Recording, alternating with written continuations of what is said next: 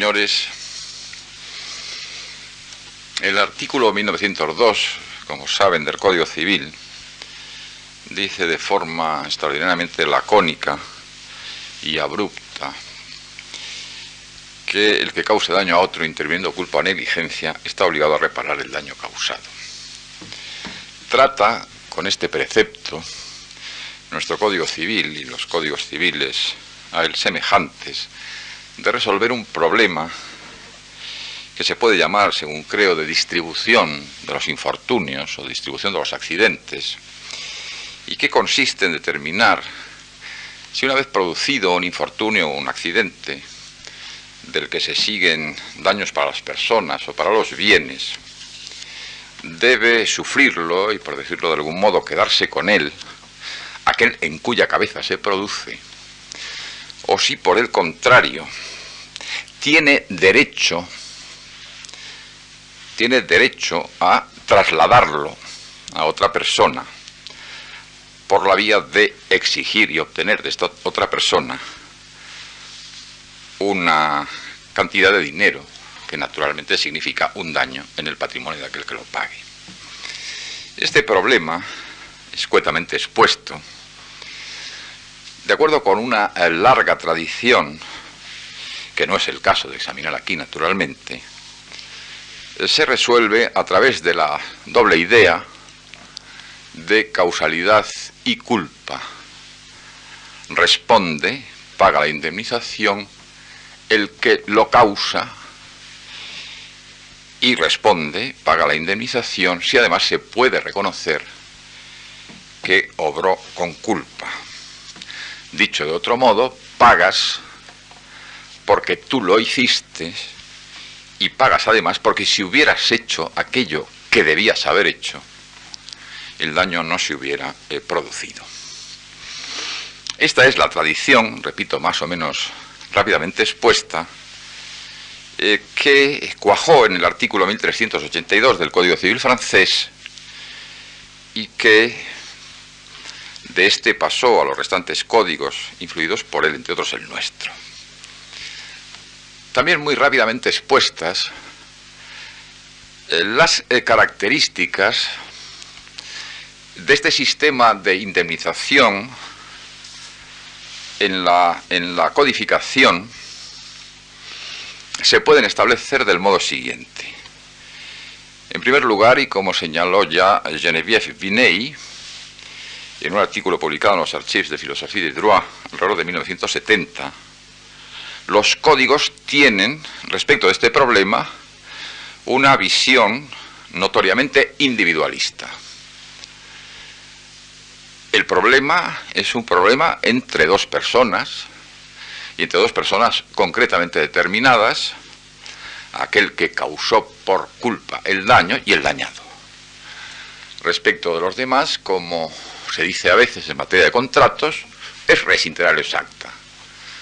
Digamos que nada tienen que decir en ese asunto. En segundo lugar, el Código Civil francés y los códigos de ese origen establecieron una generosa cláusula abierta, formada además por lo que hoy se llamaría, sobre todo en la técnica del derecho público, conceptos también abiertos, conceptos indeterminados. En particular son dos conceptos tormentosos, el concepto de causalidad y el concepto de culpa. Cláusula abierta, por lo demás, que no se refiere en concreto a ningún tipo de lesiones de bienes concretos, sino que dice el que cause un daño de cualquier tipo, lo que contrasta, por ejemplo, con la codificación alemana, donde los daños se concretaron, y aunque no se llegó a fórmulas cerradas ni a fórmulas casuísticas, de acuerdo con una vieja tradición pandectista y una lectura de los textos antiguos, se exigía que el daño fuera hecho con injuria, de manera que resultara la lesión de un derecho subjetivo de carácter absoluto. En tercer lugar, el trasfondo, o el hinterland, de este sistema de la codificación, en 1804 más o menos, es un sistema en el cual se puede rastrear, aunque las cosas no aparezcan con suficiente nitidez, que nos encontramos en presencia de causalidades claras, de manera que, como ya señaló Betti con referencia al derecho romano, culpa y causa casi eran elementos coincidentes. Culpa tiene el que causa, a menos que ofrezca alguna circunstancia que lo justifique o que convierta el hecho en fortuito, y si no, el que la hace la paga. Un sistema también, estamos en 1804, la revolución industrial no había hecho otra cosa que empezar, si acaso, dicen que con el primer telar funcionando con máquinas de vapor, en un momento en que es muy escasa la capacidad de previsión y por consiguiente también la capacidad de evitación de los daños, y apenas se plantean problemas de si hay o no hay culpas en ese sentido. Se puede establecer un cotejo con un asunto que es de 1944, me parece, el naufragio del La Moricière, barco francés que naufraga en aguas del Golfo de Lyon en medio de una gran tempestad, pero donde se discute que el carbón de que se había surtido no era de la mejor calidad, y si hubiera llevado un carbón de la mejor calidad hubiera pasado el temporal. Y además que el capitán tuvo a su alcance boletines meteorológicos ya afinados que en esa época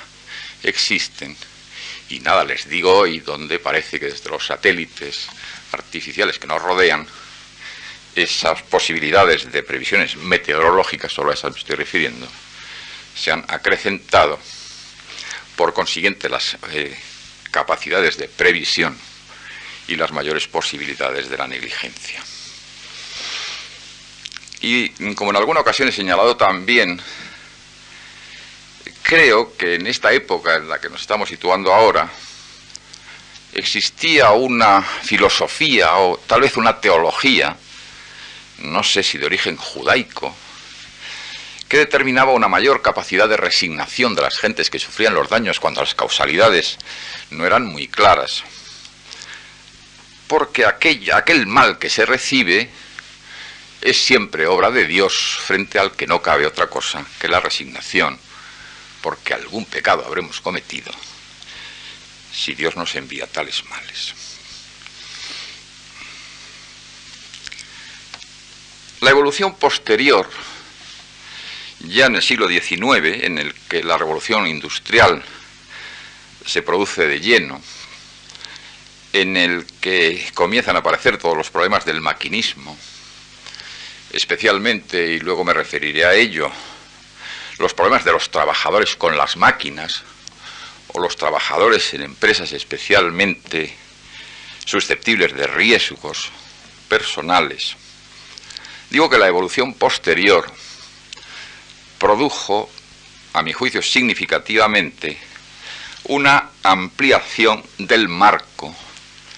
de lo que eran las indemnizaciones de daños tal y como estaban previstas en la codificación. También muy esquemáticamente señalaré las siguientes características. En primer lugar, por decirlo así, la entrada en bloque, en juego, de las omisiones como posibles, eventuales causas de los daños, aunque los amantes de una causalidad estricta dirán siempre que las omisiones no son causa de nada, sin que se determine también con claridad de qué tipo de omisiones estamos hablando. Porque todavía los primeros comentaristas del Código Civil francés o del Código Civil italiano de 1865 señalaban que sólo aquellas omisiones unidas a un deber de actuación positiva eran las que debían ser tenidas en cuenta, y creo que es Borsari el que pone el ejemplo del que está contemplando pues una piscina o un río o el mar y ve que hay una persona que se está ahogando y sabe nadar. si se tira al agua y salva al que se está ahogando, será un héroe. Pero si no hace nada y no tiene ningún especial deber, como todavía señala respecto a la misión del deber de socorro nuestro Código Penal, no es una omisión de la que se deba sacar ninguna conclusión. De suerte entonces que en materia de omisiones, deberes y negligencia han ido siempre estrechamente imbricados sin que se pueda producir una cabal separación. La segunda de las características, siguiendo con el esquema, es la entrada de la figura del daño moral. La figura del daño moral penetra en la jurisprudencia francesa y en la jurisprudencia belga sobre la segunda mitad, 1860, del siglo XIX, y penetra no sin grandes discusiones doctrinales respecto de su anclaje legislativo, de su fundamentación en la legislación,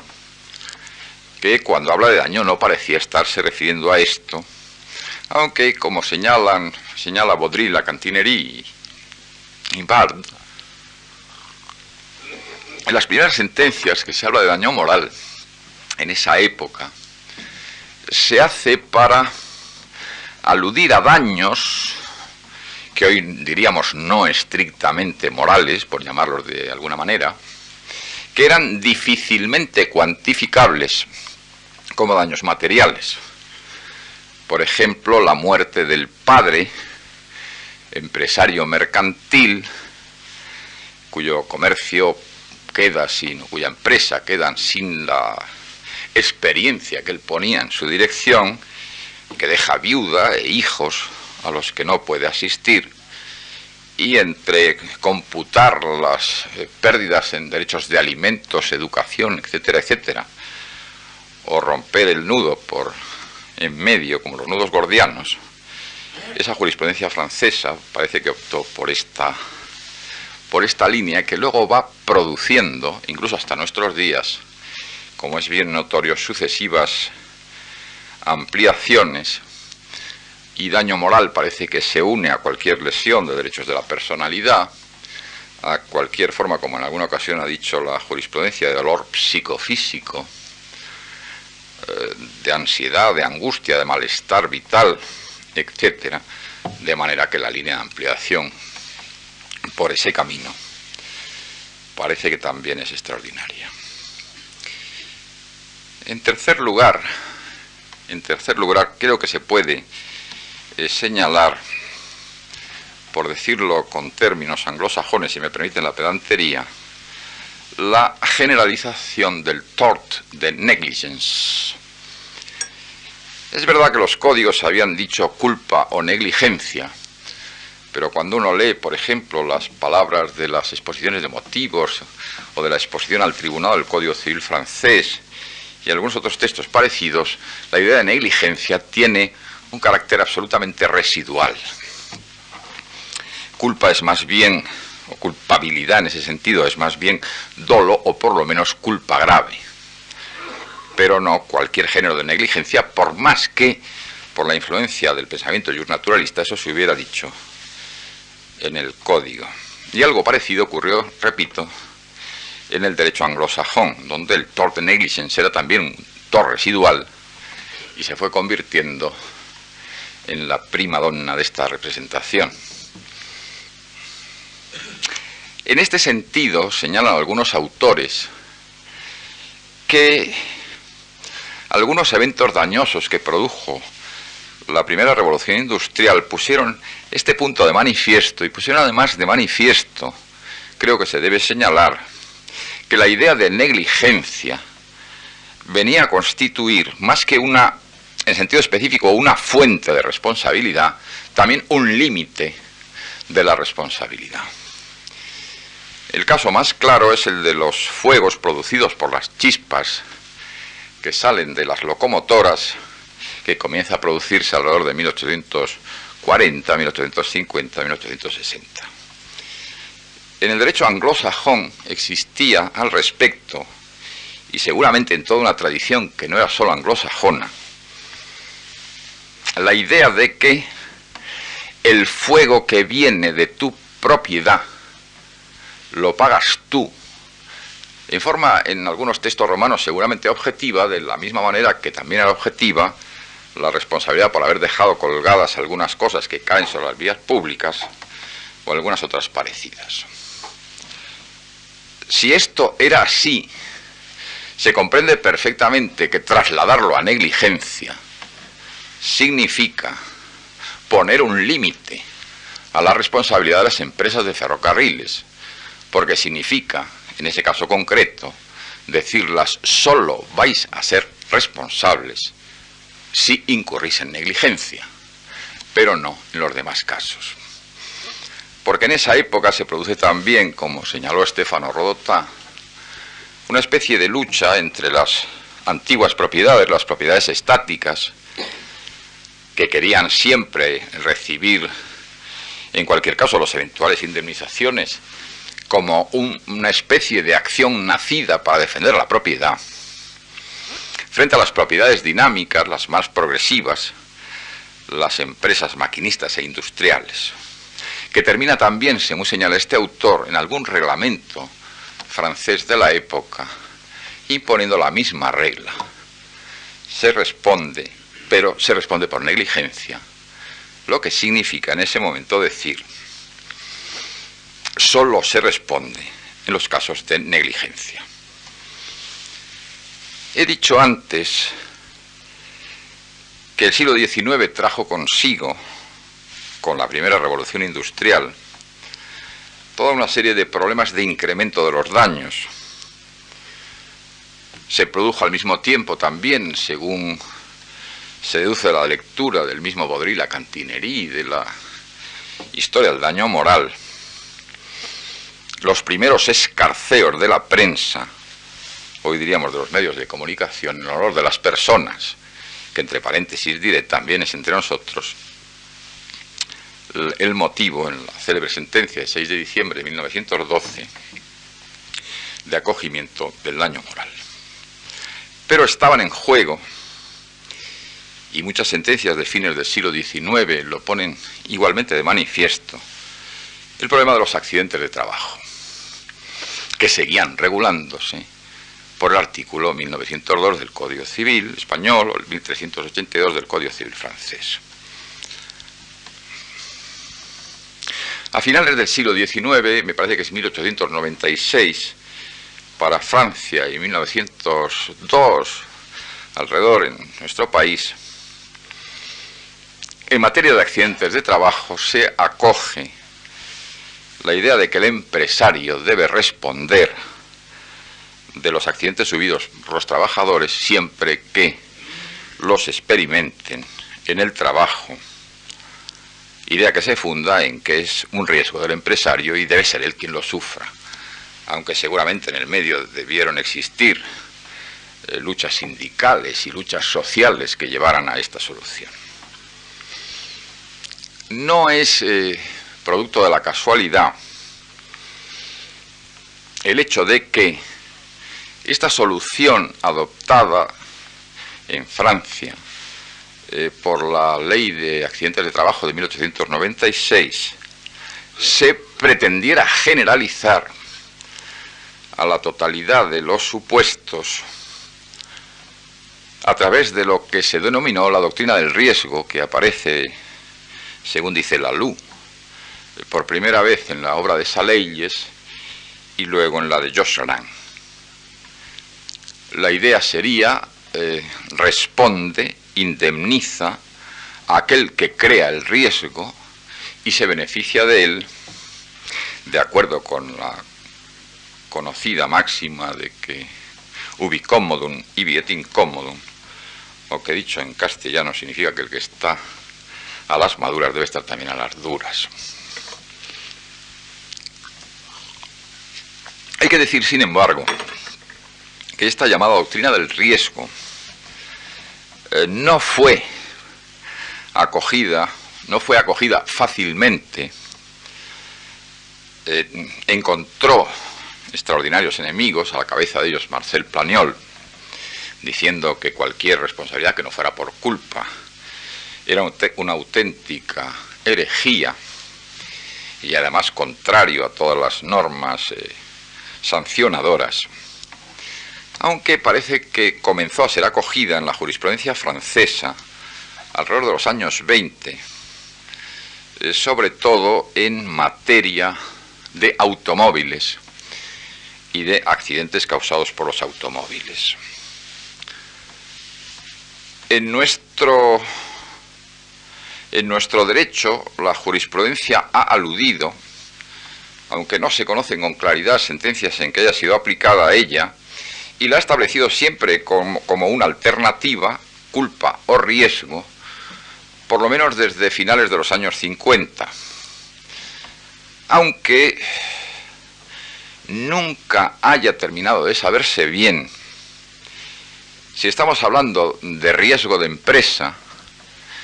y de riesgo, por decirlo más claramente, de riesgo típico de una empresa, y solo responden por esta vía los empresarios, o si estamos hablando, como parecería deducirse de la aplicación de esta idea en materia de automóviles, de que todo el que crea una ocasión de riesgo, sea o no empresario y se beneficia con ella, debe responder. En el fondo, como señaló Trimarchi, en la aceptación por los que lo hacen de la doctrina del riesgo, existen por lo menos estos dos factores. El primero es, y volveré sobre ellos después, el de la calculabilidad de tales riesgos, y en segundo lugar la posibilidad de repercutir esos riesgos en los costos, de manera que por esta vía puedan disolverse, y todo ello acompañado de la posibilidad de asegurarse para cubrir esos costos, de manera que el costo terminaría siendo finalmente las primas que se paguen por el seguro. Tenemos pues en la doctrina general yo diría una nueva abertura o un nuevo boquete que, junto a los que ya hemos examinado antes, va ampliando el ámbito de las indemnizaciones, el ámbito de las causas de daño o de los fundamentos que con la causa del daño producen el deber de indemnizar.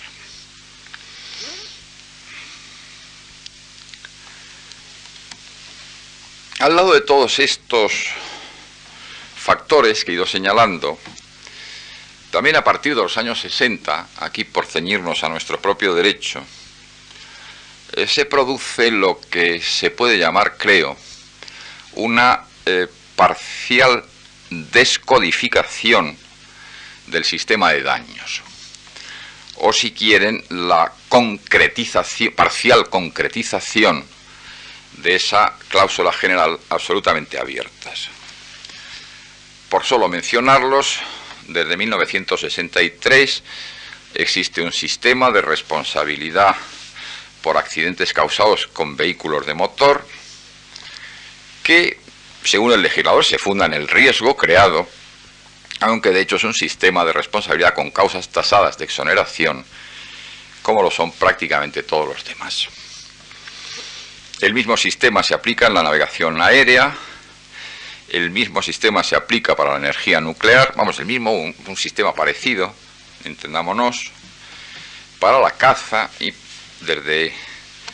1992 para los daños causados por los productos o la responsabilidad de los empresarios. De esta suerte se abre también, por esta vía, que va acompañada de la pervivencia intacta y virginal del artículo 1902, los cauces abiertos a las indemnizaciones, por no mencionar, porque estamos hablando solo de derecho privado, el tema que abre la llamada responsabilidad civil de la administración, que originariamente parece haberse referido a indemnizaciones por los sacrificios exigidos por el funcionamiento de los servicios públicos y que pasa a convertirse en un cabal sistema de indemnización en todos los casos en que el daño pueda relacionarse con acciones u omisiones de la administración, de sus agentes, de sus servidores, de los funcionarios y de cualesquiera otras personas.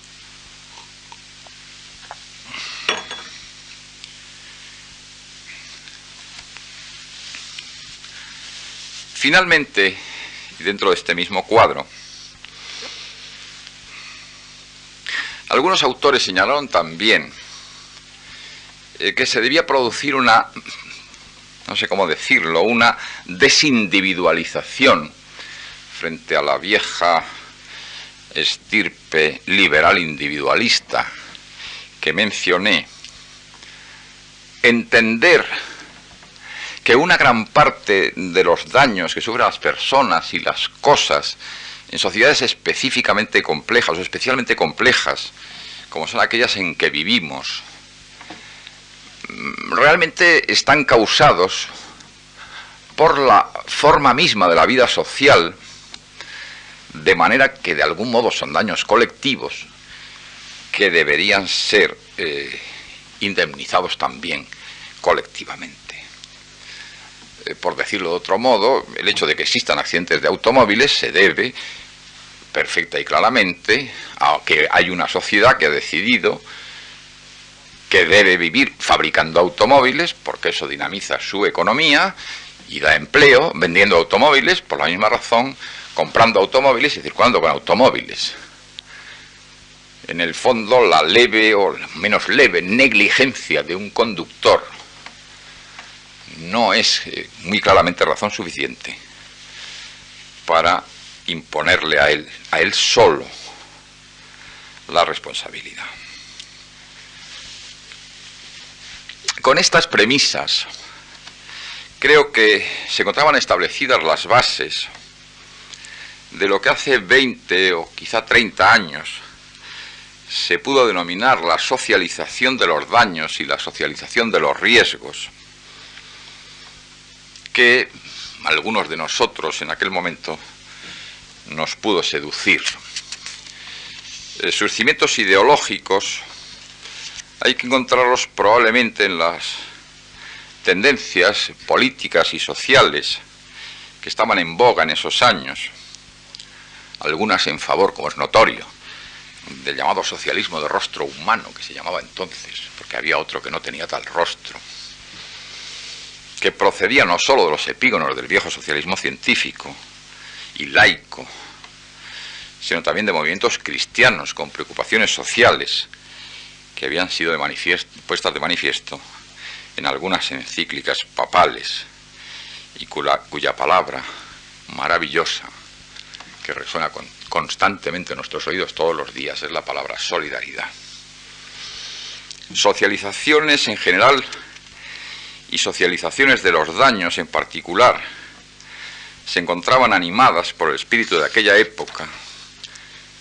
y aún después en lo que se ha podido denominar una tendencia progresista, aunque en el fondo no se sepa muy bien por qué llamarla así, como a casi todas las cosas que se llaman progresistas. Lo que nunca quedaron muy claros eran las vías para llevar a cabo esa socialización. Pietro Trimarchi, a quien antes he citado ya, establece dos rótulos o dos labels que para los abogados están bien, pero que como fórmulas teóricas tienen escasa justificación. Una es richesse oblige, de manera que debe pagar las indemnizaciones el más rico, y la otra sería assurance oblige, que debe pagar las indemnizaciones el seguro. La primera no es, desde luego, una forma de socialización, y como fórmula de redistribución resulta bastante alocada.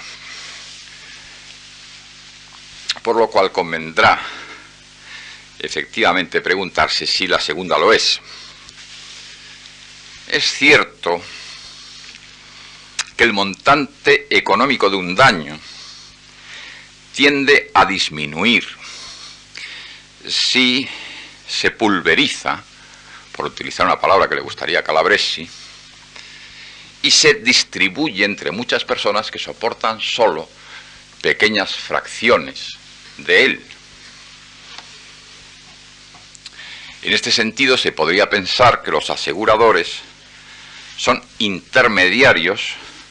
en esa distribución, pulverización del daño con los asegurados que pagan las primas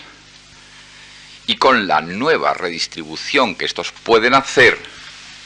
al insertar los costos de las primas. Bien, todo esto dicho, tal vez convenga que nos preguntemos ahora, en el tiempo que nos resta, cuáles son las posibles tendencias del sistema de derecho de daños o de la responsabilidad civil. Con el sugestivo título de algunas previsiones sobre el futuro de la responsabilidad civil, Ricardo de Ángel ha escrito en 1995, él que es un experto en esta materia, un agudo y pequeño libro que intenta descubrir los rasgos más salientes de la responsabilidad civil en la actualidad. No le voy a seguir de una manera completa, pero voy a aludirle en diferentes ocasiones.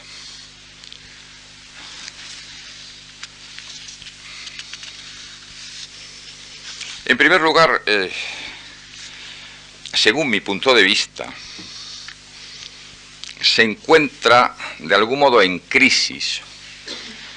en los momentos en que hablo, la idea de los años 60 de la socialización. Efectivamente, socialización, o con un lenguaje más a la paz, socialdemocracia, es alguna forma de redistribución de rentas y de ingresos de las clases o grupos más favorecidos a los menos favorecidos. No tenemos ninguna constancia ni ninguna seguridad de que este efecto se produzca en el sistema de socialización de los daños, donde, si la estadística se hiciera, podría seguramente sacarse la conclusión de que tales rentas van a clases que no son especialmente desfavorecidas. Pero habría todavía otra objeción, que consiste en poner en tela de juicio la aptitud de los órganos jurisdiccionales del Estado para convertirse en agencias de gestión del presupuesto, con los escasos mimbres que les otorgan las cláusulas generales establecidas en las normas de derecho privado. De lo que he dicho se desprende, creo, que se produce también un examen globalizado, más allá de las relaciones interindividuales, del problema de los daños, porque finalmente solo ese estudio globalizado, como por lo demás han puesto de manifiesto los estudiosos del análisis económico del derecho, se puede comprender los efectos directos, indirectos y de repercusión que puede tener. En tercer lugar, y aquí sí sigo a Ricardo de Ángel, se puede hablar en nuestros días de una progresiva deformación del concepto de culpa, hasta el punto de que hoy es posible hablar del confuso papel que esta idea desempeña como fundamento del deber de indemnizar. Manifiestamente, la deformación y la confusión son el resultado de la tendencia del favorecimiento de las indemnizaciones que ha ido comportando sucesivas ampliaciones de ese concepto. de Ángel señala que ante daños accidentales, sobre todo cuando las víctimas no pueden ampararse en reglas de responsabilidad por riesgo, se han ido considerando como culpa errores moralmente insignificantes que muchas veces son fruto de la torpeza o de la falta de buenos reflejos. Por esto, dice este autor, los autores franceses como Tanque han hablado de polvos de culpas, poussières de faute, y algunos de ellos han denunciado como rechazable la confusión entre culpa y error, insistiendo en el carácter estadísticamente inevitable y humanamente perdonable de ciertos errores, como las inadvertencias o los descuidos debidos a la relajación de la atención que la persona más diligente no puede evitar.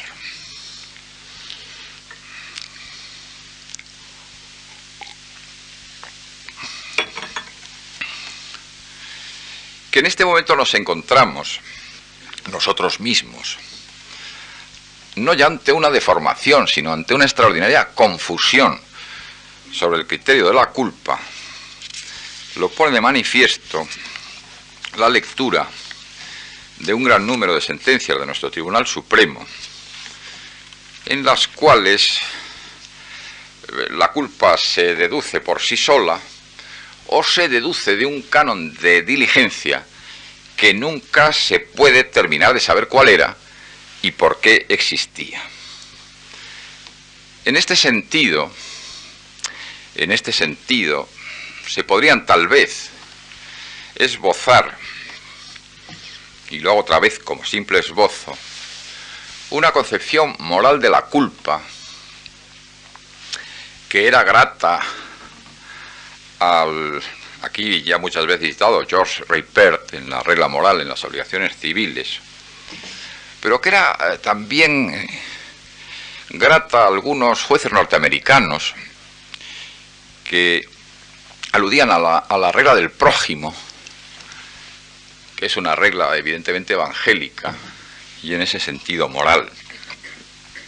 A mí me parece manifiesto que un concepto moral de la diligencia, que es el que transparece en muchas sentencias del Tribunal Supremo, significa que uno puede resultar condenado sin saber de antemano qué regla infringió, cuando en sede penal se admite el error de prohibición y el error del tipo. Ha existido también, pero hoy no tiene ningún predicamento y no aludiré a ella, una concepción psicológica de la culpa, de manera que serían psicologías mínimamente desviadas del tipo de las que Freud recordaba en la psicopatología de la vida cotidiana, aunque tampoco se termina por saber por qué descargamos los daños a esos y no a los demás. A mí personalmente me parece que el único concepto razonable de culpa es un concepto normativo y que por consiguiente debe encontrarse definido el deber en una norma jurídica, el deber cuya violación implica negligencia. Estoy dispuesto a sostener que no tiene que ser siempre legal o reglamentario, pero me parece que tiene que ser un deber muy fácilmente recognoscible y no establecido a posteriori en relación con la propia causación del daño, como nuestra jurisprudencia nos tiene acostumbrados. Por lo demás, existe efectivamente un concepto económico de la negligencia que significa el límite de los costos para realizar las actividades de prevención, previsión y evitación, y que también debe ser puesto en juego. Me parece que es Schaffer el que cuenta un caso de la jurisprudencia alemana en un municipio que tenía a su cargo una carretera. Ocurría que ésta tenía una curva especialmente mal trazada en la que se producían con frecuencia accidentes. El ayuntamiento parece que colocó algunas señales de aviso que no dieron resultado, y se discutía si era o no era culpa del ayuntamiento el no haber destinado los fondos necesarios para establecer una variante en esa culpa. El tribunal, el Bundesgericht, llega a la conclusión de que efectivamente no, y que no es ese el costo exigible, si se tiene en cuenta además que el ayuntamiento podrá, con sus fondos, decidir si hace políticas de carreteras o políticas sociales de otro tipo. Yo creo que un concepto económico nosotros no podremos por sí solos sostenerlo, pero efectivamente los deberes de previsión y los deberes de evitación, los genéricos deberes de prevención de los daños, algún límite que el análisis económico nos puede dar, tienen.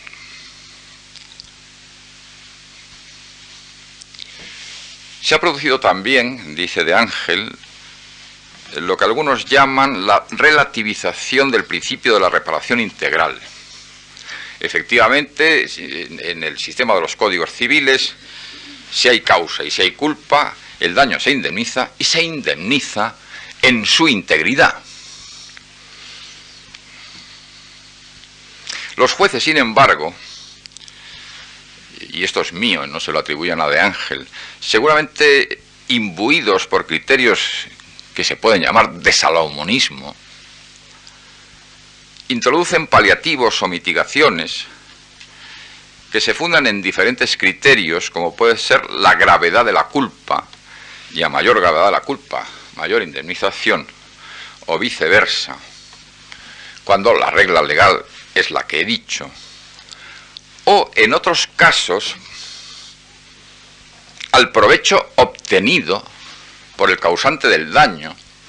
cuando la restitución de provechos indebidos no tiene nada que ver con el sistema de indemnizaciones y pertenece más bien al sistema de restitución de enriquecimientos.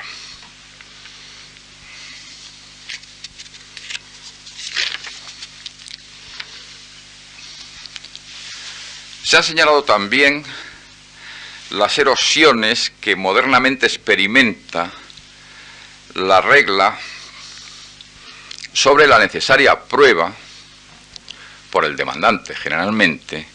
de la relación de causalidad entre la acción o omisión del demandado y el daño cuya indemnización se pretende. Cuando se trata de actividades que se encuentran especialmente vinculadas con desarrollos científicos o tecnológicos,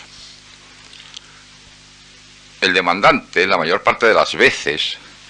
no conoce bien la forma en que se desarrollan los procesos causales, de suerte que puede quedar indefenso por carecer de conocimientos suficientes, por no disponer de suficientes medios materiales para pedir dictámenes periciales, o por otro tipo de razones parecidas. Por ello se defiende que en casos difíciles, en hard cases, el juez pueda contentarse con la probabilidad de la existencia de la relación de causalidad o con el cotejo de la superioridad de esa causa o de la probabilidad de esa causa respecto de la contraria. También en algún caso nuestro Tribunal Supremo parece que llegó a presunciones, no sé si jurídicas o facti, de causalidad. El problema, por otra parte, es especialmente grave en los casos que se pueden llamar de daños masivos. Dije hace un rato y luego repetí que el derecho privado ha sido siempre un derecho de relaciones interindividuales, y los privatistas, acostumbrados a un ménage à deux, nos encontramos ya con algunas dificultades cuando la relación es triangular o ménage à trois, pero nos sentimos absolutamente desbordados cuando aparecen situaciones masivas. Piensen ustedes en tantísimos casos que hemos visto o contemplado en los medios de difusión, o Chernobyl,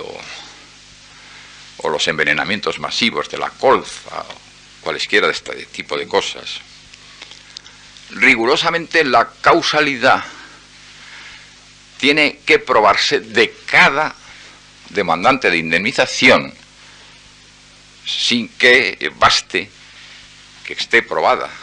o supongamos que lo esté, respecto de otros de ellos, o incluso si quieren de la mayor parte de ellos. Sin embargo, todos comprendemos que esta exigencia rigurosa de prueba de la causalidad conduciría a hacer fracasar las indemnizaciones, y lo que antes hemos llamado la erosión y el juego de las probabilidades o de las mejores razones en favor de la existencia de esa causa que de la contraria pueden parecer suficientes. En los últimos años se observa también, dice De Ángel, una nueva colocación en tela de juicio del llamado daño moral, entendido como sufrimiento, dolor físico, según dije, daño personal. Por supuesto, no se trata de retornar a la discusión decimonónica que ya aludí, sino de tratar de poner coto a las enormes disparidades a que el arbitrio judicial, sin ninguna pauta en esta materia, porque el Tribunal Supremo siempre ha dicho que la determinación de la cuantía de los daños es cuestión de hecho, que se puede producir tanto en las cifras indemnizatorias del daño moral como en las mismas fuentes de lo que puede ser daño moral,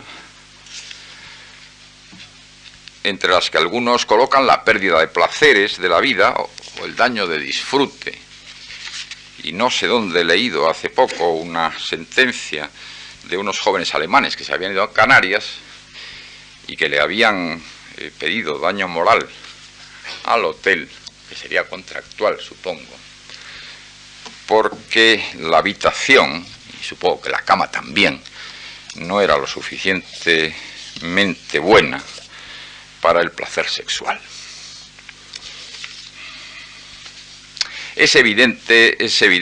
que en este punto también se han producido alguna dosis de exageraciones. Los sistemas de indemnización por riesgo son casi todos ellos sistemas de indemnización tasada, pero a veces con tasas especialmente altas, de manera que las disparidades no dejan de producirse. Al lado de todo ello se encuentra lo que se puede llamar la crisis del seguro. El seguro era, recuérdenlo, en la mentalidad de algunos, la vía de socialización, pulverización del daño, el instrumento de intermediación de una nueva pulverización. Es perfectamente conocida la crisis de un gran número de compañías o de mutuas de seguros, especialmente en nuestro país, donde también este era un sector, diré, minifundista y montado sobre la base de muy pequeñas mutuas o de muy pequeñas compañías, muchas de las cuales han acabado en la llamada CLEA, que es la Comisión Liquidadora de Entidades Aseguradoras, a través de una ley que me parece que es de 1987-86, que estableció para las compañías de seguros un sistema parecido al del Fondo de Garantía de Depósitos y el Hospital de Bancos. Y un fenómeno parecido ha ocurrido en otros países. Por otra parte, la elevada cuantía de las indemnizaciones, en los casos en que esta elevada cuantía se ha producido, tienen que provocar el aumento de las primas, y esto a su vez termina llevando a la conclusión de que el seguro es prohibitivo, de manera que se producen corrientes de desaseguramiento, que según también nos informan, son extraordinarias en el campo, por ejemplo, de los automóviles.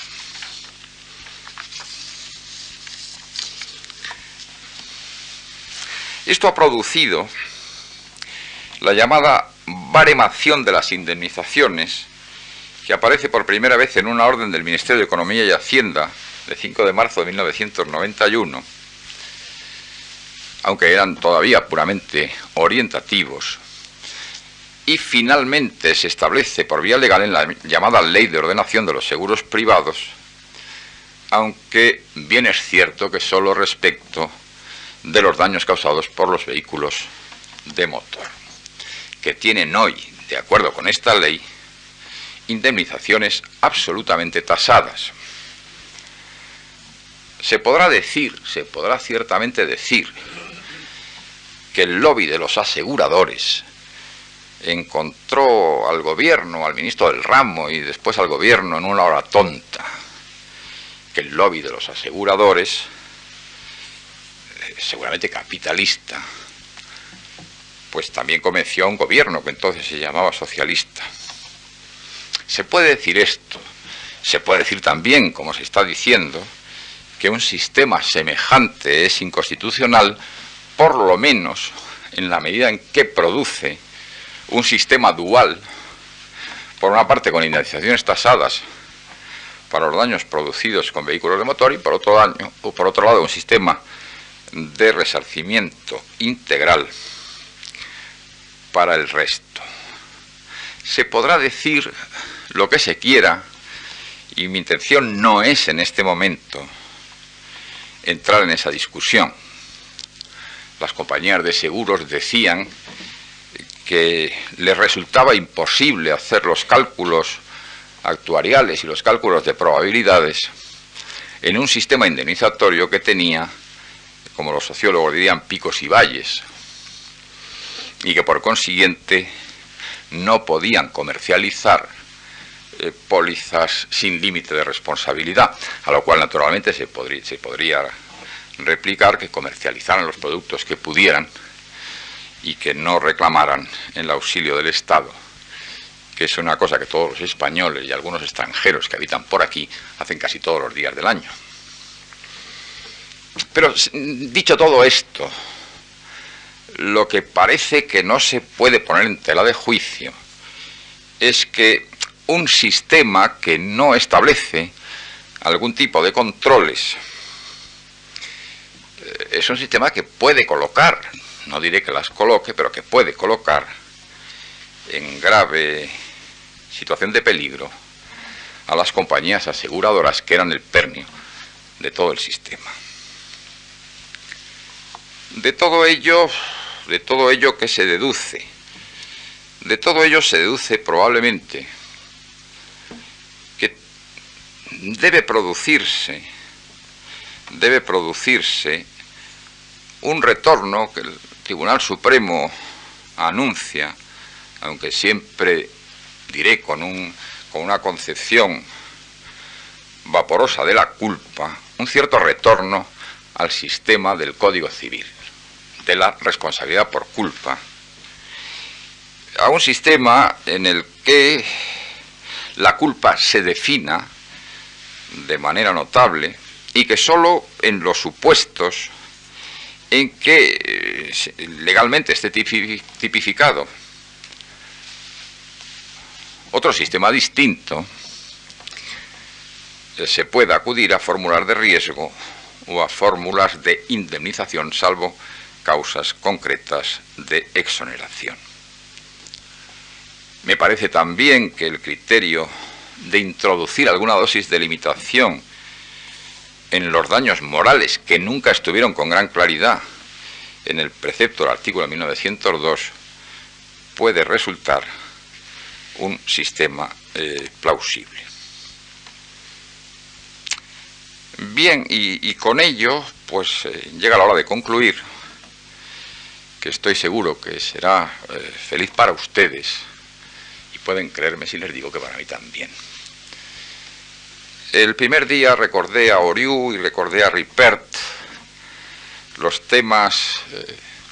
básicos del vivir social